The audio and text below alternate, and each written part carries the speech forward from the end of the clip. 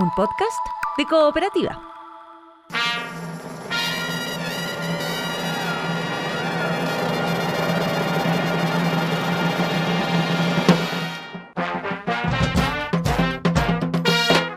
Hola, esto es Salud por la Historia, un podcast que reúne las conversaciones que hemos tenido durante ya varios años con el dramaturgo Andrés Kalavsky.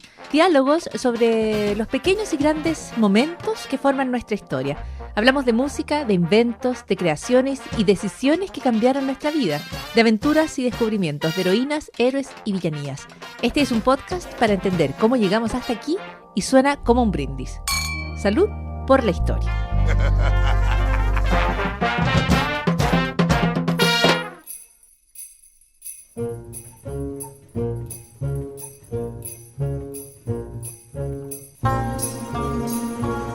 Nos tomamos un ratito para hablar del fracaso. Claro, no todo va a ser éxito, aunque, o digamos, los esquivos éxitos no nos permitan opacar los constantes, rotundos y reiterados fracasos en los que circula la vida, ¿no? El día a día y también la historia. De eso hablamos con Andrés Kalavsky en esta serie que ha sido muy extensa. Es parte del podcast Salud por la Historia y el Salud es con Andrés Kalavsky, que hoy trae una historia a la que miramos cada cierto tiempo, y es el famoso experimento de la prisión de Stanford. ¡Push! ¿Podemos poner aquí como unos truenos? Andrés Kalavsky, bienvenido. Gracias, Paula Molina. Qué bueno que no estoy en una prisión ni en Stanford, porque voy a apelar un poco a esa universidad, que es una estupenda universidad. Esta es una historia que nosotros hemos visitado varias veces, pero quiero aquí visitarla desde la historia del estupendo fracasador que era el chamullento de Philip Zimbardo. Es que cuando uno chamulla, ¿el chamullo qué es?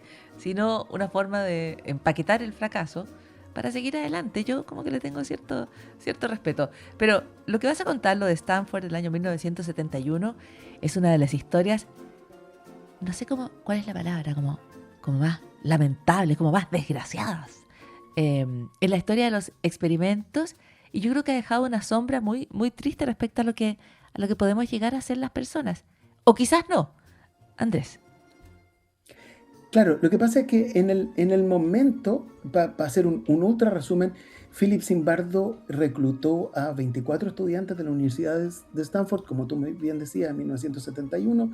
Los dividió, se supone, aleatoriamente entre comillas guardias, entre comillas prisioneros, y les dijo: ustedes van a como jugar a ser guardias y prisioneros durante 2 semanas, y al comienzo del segundo día ya los guardias estaban maltratando a los prisioneros, no dejándolos dormir, encadenándolos, humillándolos de distintas maneras.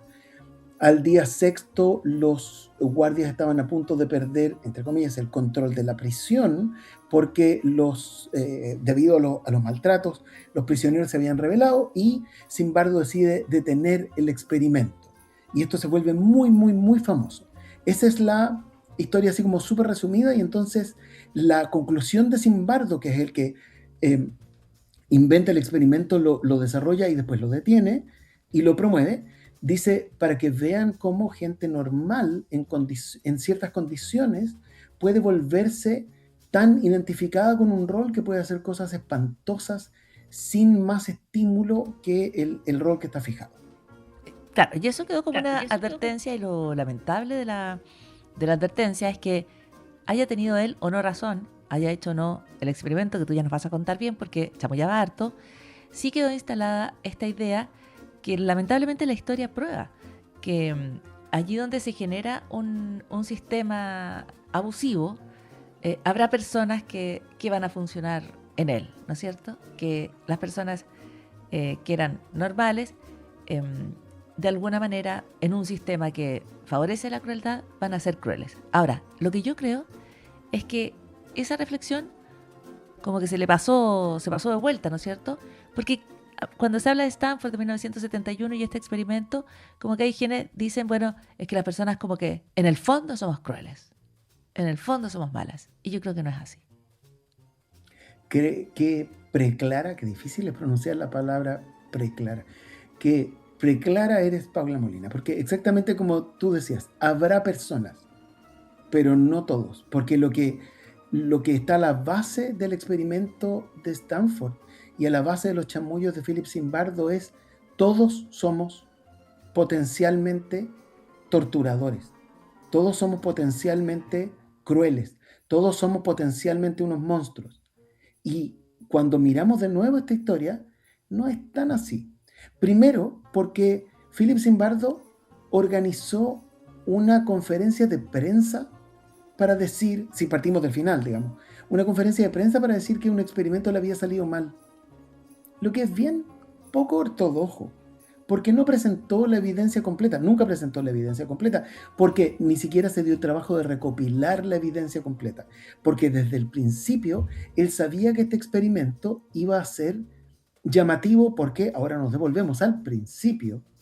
Antes de hacer él este experimento, un estudiante de Zimbardo en una clase en Stanford propuso un experimento parecido y Zimbardo lo copió y nunca ni le dio el crédito al estudiante, lo que ya es feazo, pero tampoco dijo que se había basado en un experimento de un estudiante de pregrado y que en el fondo estaba buscando la espectacularidad y no el resultado, porque cuando uno diseña un experimento, las personas que trabajan diseñando experimentos, parte de lo que tienen que hacer es evitar lo que se llama el sesgo de confirmación. Es decir, que como habrás visto cuando cada vez que entras a la cocina o que conversas conmigo, qué sé yo, todos queremos tener razón. Como cuando yo te digo, viste, yo sabía. Todos andamos buscando tener la razón. Entonces, lo que tiene que hacer un experimento es evitar nuestras ganas de tener la razón y tratar de probar lo contrario, tratar de equivocarnos para saber de verdad. Mm. Eh, Todo mal. Incluso no le dio el crédito de un experimento que ya era malo, porque en mi opinión era todo malo en el experimento. O sea, porque le puso como, ¿no? Le ponía como gafas oscuras a los que eran guardias, estaban como en un sótano de la universidad. O sea, se lleva además no le da el crédito, como digo, de un experimento era una mala idea. Eh, Tú dices que va a una conferencia de prensa para contar todo esto, o sea, sabía muy bien del impacto que podía tener. Lo que yo creo que es bueno de volver a contar esta historia es que se asume que es como un experimento que estuvo súper bien hecho y que efectivamente estas fueron las conclusiones y que esto podría pasar en cualquier circunstancia. Y se ignora todo lo demás, ¿no? Yo creo que hay una idea parecida en algunas películas donde miramos con horror como todos bajo un escenario donde te dicen ya, tú vas a ser el guardián, tú vas a ser la prisionera, qué sé yo. De nuevo todos podríamos empezar a actuar con esa crueldad. Pero yo creo que también, incluso si el experimento está mal hecho, se ignora que esto se detiene, ¿no? O sea, que a lo mejor lo que somos las personas es que somos moldeables, que somos capaces de aprender. O sea, las mismas personas que empezaron a actuar mal, una vez que se las detuvo, pararon inmediatamente en el sentido de que somos, de que aprendemos. No sé si me explico, Andrés. Sí, sí, es que este experimento era altamente chantilly. O sea, por supuesto, no pasaría ningún filtro de un comité de ética ahora. Yo trabajé en el comité de ética en la investigación en la Universidad Católica y conozco otros comités de ética. Esto no pasaría ningún filtro por ninguna parte, pero además hizo una serie de cosas que no contó ni a la prensa, porque él decía, espontáneamente los guardias se pusieron a maltratar a los prisioneros. Falso. Él le indicó a los guardias que tenían que maltratar a los prisioneros. Uno de sus ayudantes retó a un guardia que no estaba haciendo que estaba haciendo buena onda con un prisionero, que no estaba maltratándolos como debía. Sabemos también que los que iban a ser de guardias pensaban que eran facilitadores del experimento, no sabían que eran parte del experimento. Entonces ellos pensaban que estaban solo modelando la conducta de otros. Entonces, razonablemente, estaban siguiendo las instrucciones del profesor pensando que esto era parte de algo convenido con los otros estudiantes y no sabían que los otros estudiantes no sabían. Entonces, había una serie de manipulaciones que no eran parte del experimento, digamos. Y también, súper importante, varios de los que se salieron del experimento antes, porque Zimbardo decía, incluso algunos tuvieron crisis nerviosas. Y no es tan así, porque lo que sabemos por lo menos de 2 personas es que les iban a pagar a los estudiantes por este experimento, pero solo les pagaban si completaban el experimento. Y después no los querían dejar salirse en la mitad. Y entonces les dijeron, para salir, solo puedes salir si tienes una crisis nerviosa. Y sabemos de al menos 2 personas que un investigador francés entrevistó muchos años después, que dijeron, yo fingí una crisis nerviosa porque quería mi plata y no quería que me estuvieran maltratando. Y sabemos también de algunos guardias que se fueron, cosas que renunciaron, que dijeron, este experimento es una ridiculez, señor Zimbardo, profesor, usted es un poco chantilly. Entonces, todas esas cosas las ocultó, toda la razonabilidad, toda la gente normal que dijo, oiga, pero señor, ¿sabe que se está yendo un poco en volar? Todo eso se lo ahorró para dejarnos solo la gente que dijo como, sí, yo soy un prisionero y me identifico con mi rol, yo soy un guardia y me identifico con el rol. Y claro, hay alguna gente que se va a volar, siempre, y hay que estar atento. Sí, ahora yo creo que la gran lección no es que las personas se pueden volver guardias o prisioneras, sino que lo que hace la autoridad, ¿no? Y también en un contexto académico. O sea, aquí el verdadero problema es que tienen que existir, no sé, un sistema de funcionamiento transparente donde no pueda aparecer un profesor chanta y lanzar a los alumnos en una cuestión como esta, de la cual después todos salen arrancando. Terrible que haya quedado como un experimento serio del cual tenemos que aprender. Yo creo que lo que mejor muestra es que en ese momento en Stanford se vigilaba o se, digamos, se monitoreaba un poquito lo que hacían los profesores y que era urgente que aquello se revisara. Si algo muestra es que, claro, la gente cuando llega a la universidad quiere aprender, ¿no? Está como, y tiende a confiar en las personas que están a cargo. A mí me parece que la gran lección es cómo pusieron a este gallo profesor. Y la otra lección importante es que hay un montón de gente que quiere aprender, que está dispuesta a participar en experimentos y después dice, no, sabéis que no.